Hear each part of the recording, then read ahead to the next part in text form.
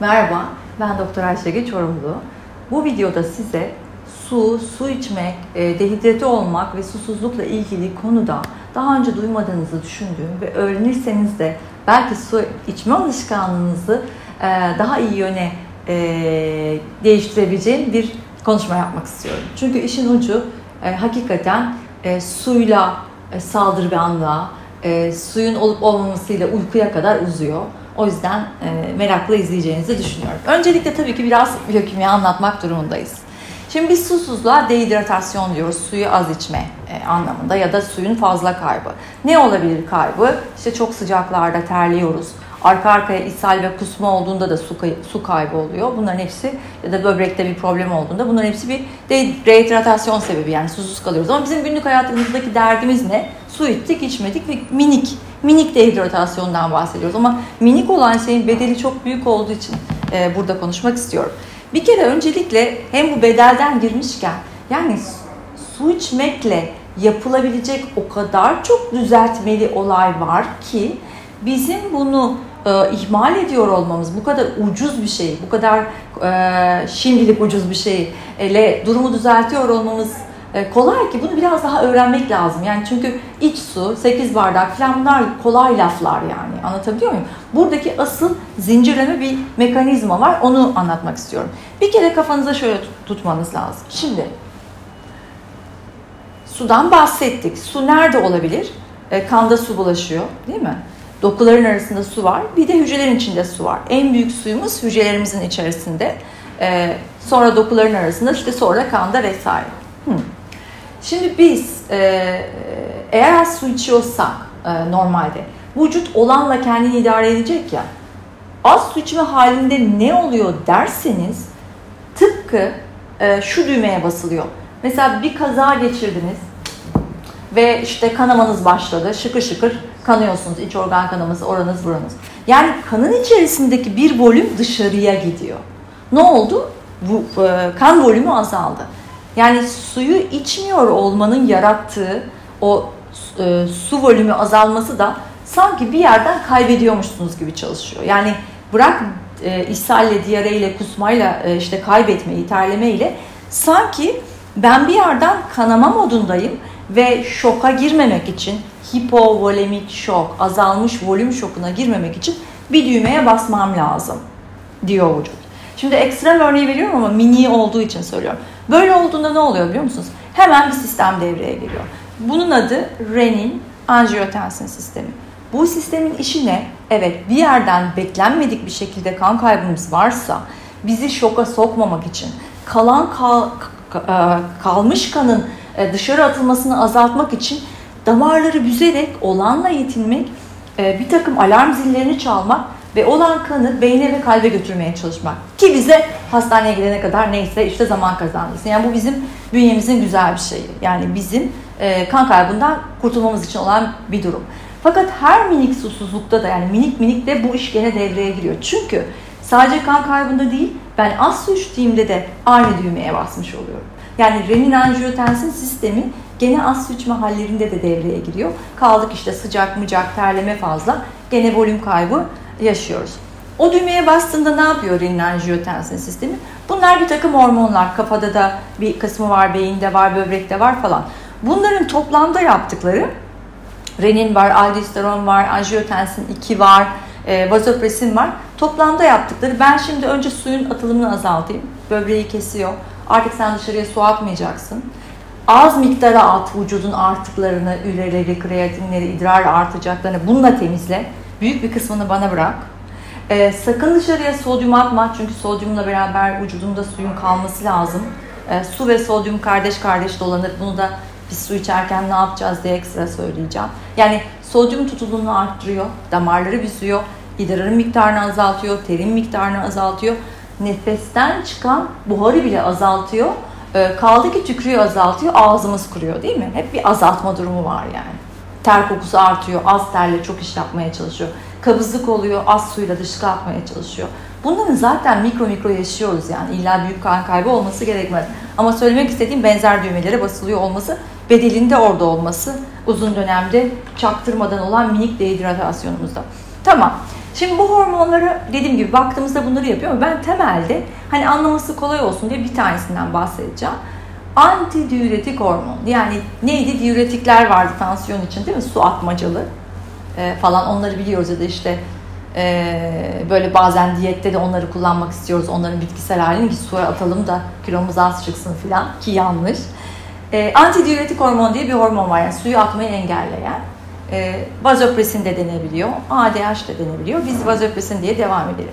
Vazopresin devreye giriyor. Vazopresin de diğer hormonlar gibi yapacağı şey şu: az su at, işte biraz sodyumu tut, biraz damarları büzüştür, değil mi? Bu sistemi yapıyor ki kan ya da su kaybı gördüğü hayati şey için bizi tutsun. Damarlar büzüşürse ne olur? Tansiyonumuz çıkar. Dolayısıyla tansiyon sorunu olanların zaten daha bol su içmesi gerekiyor. Zaten tansiyon sorunu olanlara su iç diyorlar ama hani tuzu azalt diyorlar. Çünkü tuz da su tutar diye, değil mi? Ya da diüretik veriyorlar, volümün azalsın ve tansiyonun düşsün diye. İlaçların bazılarında, ki bence diüretik vermek yerine başka bir sistemle tansiyon ayarlamak daha doğru olabilir. Neyse, bunlar benim konularım değil. Biz dönelim vazopresinimize. Vazopresin arttığı zaman işte su tutacağız falan filan, idrar koyulacak. Fakat vazopresin sadece su işlerinde çalışmıyor. Vazopresinin beyinde de bir merkezde, yani beyinde de çalışıyor. Böbrek olduğu kadar beyinde de çalışıyor. Ve vazopresin dürtüldüğü zaman kortizol de devreye çıkıyor. Neydi kortizol? Stres hormonu. Böbrek üstünden salınır. İşte böbrekle beyin aksı ile ilgilidir. Parasempatik sistem, gevşeme sistemi değil de alarm sistemini arttırır. Şimdi biz nereye geldik? Biz susuzluktan bahsederken kanda bir miktar kortizolün yüksek olmasından bahsettik. Sırf susuz kaldığımız için, vazopresinle beraber çalıştığı için. Peki kortizol dediğimizde yanında ne gidiyor? Mesela gündem konusu immünosüpresyon, değil mi? Kortizol bağışıklığı bastırır. Gerçekten de vazopresin yüksekse, su kaybı veya dehidratasyon varsa immün sistem baskılanıyor. Ne oldu? Suyla immün sistemi destekleyebilmeye geldik. Başka bir konu, dediğim gibi vazopresin beyinde olduğu için normalde mesela gece tuvalete gitmeyiz. Gece niye mesela tuvaletimiz gelmez, değil mi? Çünkü normalen vücut gece sirkadiyen ayarlaması var, onun gene biyolojik saati var. Gece vazopresini normalde hafif arttırır ki sabaha kadar tuvalete kalkma diye. O bir koruma mekanizması gibi bir şey. Ama zaten biz az su içiyorsak ve vazopresin iyice artıyorsa, ne diyor çalışmalar? Uykunun verimli olan REM kısmı azalıyor diyor. Ne oldu? Su içmemiz azaldığında uyku verimimizin azaldığına geldik. Yine vazopresinin mood, yani davranışlarımızı ayarlamakla alakası olduğu için ister kortizol üstünden stres hormonu yaparak olsun, ister kendi yaptığı için olsun, agresif davranışları arttırıyor diyor, şuur bulanıklığı. Ne olur su kaybedildiğinde de gene böyle bir tahammülsüzlük ve işte bulanık zihin falan, zaten biz onu yaşarız, değil mi? Yani o kadar susuz kalmasak bile mesela baş ağrısı olur, su içince geçer. İnsanlar bunu zaten söylerler yani hani normalde de. Dolayısıyla aslında bizim minik minik susuz kalıyor olmamız bir hormonlar düğmesine bastığı için bize bir sürü bedel ödettiriyor. Yani sadece şey değil, susuz kaldık, şunumuz oldu, bunumuz oldu gibi değil. Onun için konuya öyle bakmak gerekiyor. Zaten bir de şöyle düşünmemiz lazım. Yani hem suyla bir sürü şeyi kolay yapabiliyoruz. Bu hastalık zincirlerini mikro düzeyde bile ilerletmemiş oluyoruz. Hem de suyu mesela o yiyecek parametrelerinde, değil mi? Her yıl yenileniyor. Hiçbir yerinde yok o. O baklagil ye, yeme, et ye, yeme, gluten ye, yeme, ama suyu o piramitte bir yere koymuyoruz. Hani granted almak denir ya, zaten içiyoruz gibi görünüyor. Halbuki alıp onu kocaman bir şekilde oraya koymak lazım. Bu tür konuşmalarda şuna varıyor: efendim işte çok su da insanı zehirler. Siz de bunu dikkat ederek söylemediniz. Söylediklerimi mantıklı anladığınızı düşünüyorum.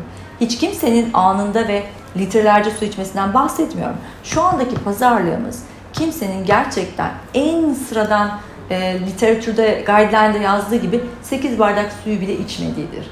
İşte çayı, kahveyi, şekerli içeceği suya saydığıdır. Dolayısıyla konumuz bu. Yani güne yayılmış bir 8 bardak su içme alışkanlığımız var mı yok mu? Konumuz bu. O yüzden bahsedeceğim şey yine altına, hani biz çok su içip de sudan da ölünüyor, her şeyin fazlası zarar gibi bir mantıksız açıklamaya gerek yok. Ne dediğimi bilerek konuşuyorum. Sizi uyardığım konu başka bir şey. Buradaki amacım şu: sadece su içme tekerlemesi gibi konuyu bir tarafa koyuyoruz. Ama diyoruz ki immün sistemi güçlendirmek için, daha iyi bir uyku verimi almak için, daha sağlam bir moodda olmak için, daha az agresif olmak için gibi konulara bile biz günlük su içmemizi eklemeliyiz diyoruz. Çünkü biz susadığımızı anlamayarak az su içtiğimizde vücut onu halleder. Lafı var yani pH'ini halleder, alkalisini halleder, densitesini halleder. Bunların hepsinin bir bedeli olduğu için konuşuyorum. Yani hiçbir şeyi halleder, yoğun bakıma gitmezsiniz. Yani yoğun bakıma gitmediğiniz sürece sizin bu hikayeden komaya girmezsiniz. Ama hep mikro hayat boyu olduğu için bunların mikro bedellerini ödersiniz ve onların toplamı bir sorun yaratabilir. Dolayısıyla hiçbir zaman biz kan testine, idrar testine baktığımızda orada çok büyük bir dehidratasyon görmeyiz. Mikro aralıklarda bir oynama görürüz. Ancak yoğun bakımda olman lazım. Hani böbreğin falan iflas etmesi lazım. Ama işte zaten koruyan vücut bunları yaptığı için koruyor. Vazopresini, renini, angiotensin 2'yi falan devreye çıkarıyor. Ama bunların hepsinin de bir bedeli olmuş oluyor. Sonuç olarak yani ne bileyim çok fazla diş taşım oluyor demek de aynı şey. Neden? Çünkü tükürüğünü azaltıyor olacak gibi. Göz kuruluğum var demek belki gözyaşını azaltıyor olacak. İşte çok ağır ter kokum var ya da işte ter cildimde alerji yapıyor konsantre olduğu için. Çok sistit oluyorum gene aynı şey. Kabızlık gene aynı şey değil mi yani? Mesela kabızlıkta kullanılan bir takım destekler var. Hem ilaç sınıfına giriyor hem de aslında suplement gibi. Onlar ne yapıyor mesela? Bağırsağın içerisine koyduğu maddeyle vücudun içinden bağırsağın içine su topluyor ve böylece oradaki su miktarını arttırarak kalın bağırsağı ıslatıp oradaki dışkıyı akışkanlığını sağlıyor. Şimdi bağırsak demişken buradan da şuna gelelim. Suyu içtiğimizde nasıl emiliyor'ya gelelim. Konuyu öyle bağlayalım. Ben bu bir bardak suyumu içiyorum. Düz su. Okay. Bunun vücudumda kalıp kalmamasını ne belirliyor? Benim suya ihtiyacım olmasından öte, tabii ki suya ihtiyacım varsa tutulacak ama bunu aynı yiyecek gibi düşünün. Ağızdan girdi, bağırsağa gitti, oradan emilecek. Emilmekle ilgili bir takım parametreler var. 1. Su tuzu takip eder. Yani benim suyu emmem için sodyuma ihtiyacım var. Ama vücuttan ekstra sodyuma gerek yok. Çünkü vücut o sodyumu yani bağırsaktan oraya koyuyor, alıyor suyu peşine içeriye koyuyor. Yani sodyumla beraber su zaten taşınıyor. Ama ishalde falan çok sodyum kaybettiğimiz için çünkü bağırsaktaki sodyum atılsın diye o vücuttan istenmeyen bizi ne zehirlediyse sodyumunu da bırakır ki suyu tutmasın içeriye ve aynı deminki ilaçlarda söylediğim gibi oradaki suyu arttırır ki ishal olalım. O zaman ne verirler mesela diğeri de? Tuz koyarlar suyun içine. Peki ishal olunan o ishal kurtarma tozcukların içerisinde bebekleri olanlar bilir. Başka ne vardır? Bir miktarda şeker vardır.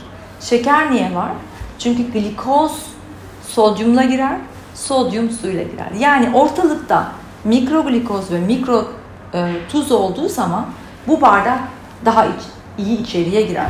O zaman böyle havalarda dediğim gibi elektrolit kaybı olarak işte sodyumu falan da hatırlayacağımız için eğer tansiyon problemimiz yoksa, eğer doktorumuz aksini söylemiyorsa yapacağımız şey şu. Bu miktar değil, gene abartmaya girer davranışlarımız. Rasyonel dinleyelim. Mesela 1 litre su içmek istiyoruz. Diyelim ki günde 2 litre içeceğiz. Önümüzde 1 litresi duruyor.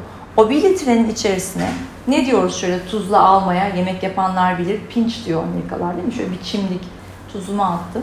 Bir çimdikte masa şekerimi attım. Onu çalkaladım ve içtim. Onun tadını fark etmezsiniz bile. Yani öyle bir şekerlilik, bir tuzluluk yok. Ama o mikro sodyum ve mikro glikoz kendi yanında o suyu taşıyacağı için sizin su kaybınızı ve vücudunuzun özellikle yazın içeride su tutmasını daha kolaylaştırır. Bu ikisi olduğunda bağırsaktan emilim daha yüksek oluyor. Ne yapabilirsiniz? Hadi bunun doğalını söyle, bize tuz, şeker söyledi diye polemik olmasın diye söylüyorum. Bu bardağımı içmeden önce bir tane zeytin alabilirim. Tuzum hazır. Bir tane de üzüm alabilirim mesela. Değil mi? Üzümdeki fruktoz değildir. Daha glikoza yakındır.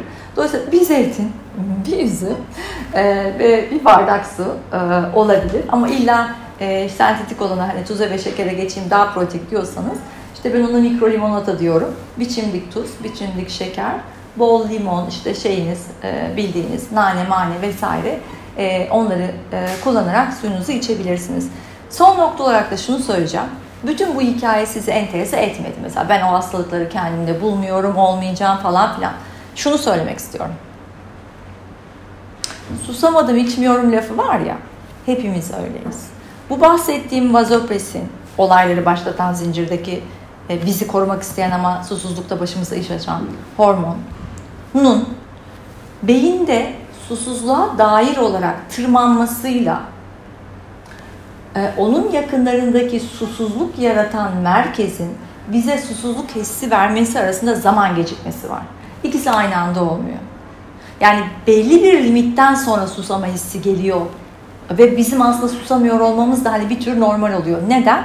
Çünkü arada bir devredeyiz. Ne çok susuzuz ne çok suluyuz. Yani ne de vazopresini susturacak kadar su içtik. Vazopresin çalışıyor, vıcır vıcır öbür işlerini yapıyor, kortizol salıyor, şu bu bilmem ne. İdrarı konsantre ediyor ama biz susamamışız. İşte bu ikisinin arasında ufak bir zaman farkı var. Dolayısıyla belli bir susuzluğun ötesine gelmediğimiz sürece onu hissetmiyor olmamız normal. Ve modern insanlar dediğimiz insanlar olan hepimizin %50'si, tanıdıklarınızın %50'si, işte ailedekinin %50'si istatistikler diyor ki herkes bu ara fazladır. Yani vazopresini ve diğer hormonları aktiftir. Mikro dehidratasyonla ilgili vücudu debeleniyordur. Fakat kendisi susamıyordur. O zaman demek ki bizim susama hissimizi beklemeden içelim dediğimiz şey de oydu. O yüzden bu videoyu kapatırken dediğim gibi minimum 8 bardak dedik. Bu kadarını yapıyor olmak bile çok yeterli. İşte kilo üstüne de konuşulabilir. O suyu mu içeyim, bu suyu mu? Hiç bunlara girmeyelim. Güne yayılmış 8 bardağı. Eğer çok ter kaybımız, su kaybımız vesaire olduysa, özellikle kramplarımız başladıysa, kramp da susuzluğun göstergesidir. Dediğim gibi 1 litreye bir çimdik tuz, bir tuğumluk şeker veya özellikle kadınlar için çok kolay bir zeytin, bir üzüm. Çünkü kadınlar hep düşük tansiyon olduğu için iyi de gelir onlara. La suyumuzu içerek daha mikro dehidratasyonumuzu azaltabiliriz. Ve zaman içerisinde de zihnimizin açıldığını, uykumuzun düzeldiğini, bağırsaklarımızın daha iyi çalıştığını, mide asidimizin daha iyi çalıştığını, sindirimimizin ilerlediğini, işte diş taşlarımızın azaldığını, göz yanmamızın azaldığını, bir sürü benefitini arka arkaya göreceğiz demektir. Bu videodan su içmenin öneminin dışında bir şeyler öğrendiğinizi umuyorum.